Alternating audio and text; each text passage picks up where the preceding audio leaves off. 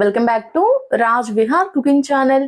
ఈరోజు రెసిపీ వచ్చేసి రుచికరమైన స్పైసీ ఆంధ్ర స్టైల్ చికెన్ ఫ్రైని టేస్టీగా ఎలా తయారు చేసుకోవాలో చూపిస్తాను. ఇలా చేసుకుంటే చాలా రుచిగా ఉంటుందండి చికెన్ ఫ్రై అయితే.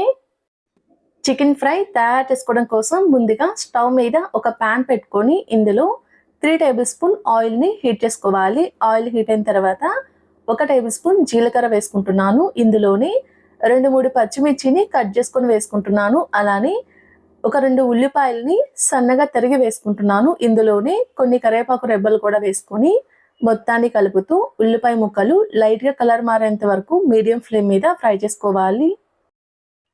ఇలా కలుపుతూ ఉల్లిపాయ ముక్కలు లైట్ బ్రౌన్ కలర్ వచ్చేంత వరకు మీడియం ఫ్లేమ్ మీద ఫ్రై చేసుకోవాలి. ఇలా ఉల్లిపాయ ముక్కలు లైట్ బ్రౌన్ కలర్ వచ్చేంత వరకు ఫ్రై చేసుకున్న తర్వాత ఇప్పుడు ఇందులో 2 టేబుల్ స్పూన్లు ఫ్రెష్గా రుబ్బుకున్న అల్లం వెల్లుల్లి పేస్ట్ అయితే వేసుకుంటున్నాను. ఇలా వేసుకొని అల్లం వెల్లుల్లి పేస్ట్లో ఉన్న పచ్చివాసన పోయేంత వరకు కలుపుతూ ఫ్రై చేసుకోవాలి.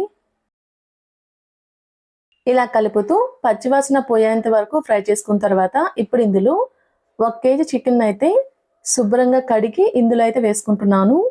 ఇలా వేసుకొని చికెన్ మొత్తాన్ని కలిసే విధంగా కలుపుకోవాలి.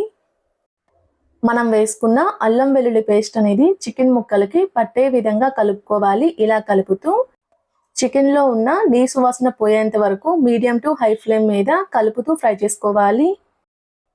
ఇలా కలుపుతూ 4-5 నిమిషాల పాటు మీడియం టు హై ఫ్లేమ్ మీద ఆయిల్లో ఫ్రై చేసుకోవడం వల్ల చికెన్లో ఉన్న నీసు వాసన అయితే పోతుందండి.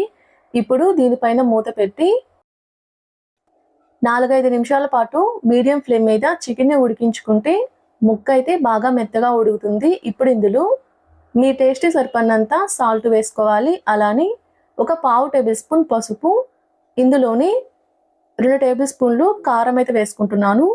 చికెన్ ఫ్రై మనము స్పైసీగా చేసుకుంటున్నాం కాబట్టి 2 టేబుల్ స్పూన్ వేసుకుంటున్నాను. ఇందులోని 1 టేబుల్ స్పూన్ ధనియాల పౌడర్, ఒక 1/2 టేబుల్ స్పూన్ పెప్పర్ పౌడర్ అయితే వేసుకుంటున్నాను. ఇలా వేసుకుని మనం వేసుకున్న మసాలా మొత్తం చికెన్ ముక్కలకి పట్టే విధంగా కలుపుకోవాలి. మనం ఇందులో వేసుకున్న ఉప్పు, కారం, పసుపు, ధనియాల పౌడర్, పెప్పర్ పౌడర్ అనేది చికెన్కి బాగా పట్టే విధంగా కలుపుతూ మీడియం ఫ్లేమ్ మీద 2-3 నిమిషాల పాటు ఉడికించుకోవాలి.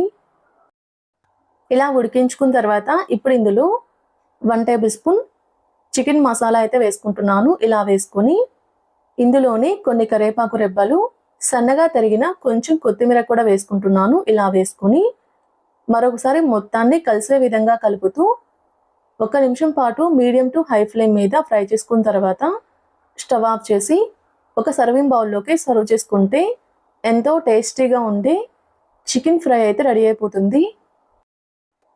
చూసారు కదండి, ముక్క అయితే మంచిగా ఉడికి ఉంది. ఇలా రెడీ చేసుకున్న చికెన్ ఫ్రై అయితే చాలా టేస్టీగా ఉంటుంది. మీరు కూడా ట్రై చేసి ఎలా వచ్చిందో నాకు కామెంట్ చేయండి. మా వీడియో మీకు నచ్చినట్టయితే లైక్ చేయండి, షేర్ చేయండి, మా ఛానల్ని సబ్స్క్రైబ్ చేసుకోండి. Thanks for watching.